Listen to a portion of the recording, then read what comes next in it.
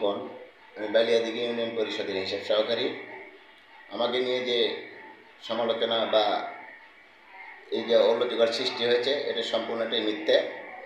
আমি কোর্ট থেকে মামলা এসেছে, সেই মামলার পুরো ক্লিয়ার আমাকে দেওয়া লাগছে। আমি এটাকে প্রশাসক স্যার, উপজেলা নির্বাহী অফিসার, ওসি স্যার সবাইকে বিষয়টি অবগত করেছি। সবাই বিষয়টি দেখেছে এবং জেনেছে, এবং এই বিষয়টি নিয়ে আমি তদন্ততে গিয়েছিলাম এবং নোটিশ লটকায় দিতে গিয়েছিলাম, যার কারণে জনগণ এটা ভুল বুঝে আমাকে আলাদাভাবে হেয়স্ত করেছে। পরবর্তীতে যখন জনগণ এটা জানতে পেরেছে, পরে তারা আমার কাছে অনুতপ্ত, যার কারণে বিষয়টি আমি ব্যক্তিগতভাবে ভুলে গেলাম। আপনি কি আমি একজন শারীরিক প্রতিবন্ধী, দোয়া রাখেন আমি যেন সঠিকভাবে এই জনগণের সেবা দিতে পারি এবং আমি যেন সঠিক পথে থাকতে পারি। আপনারা আমার জন্য দোয়া রাখবেন, এটাই প্রত্যাশা না?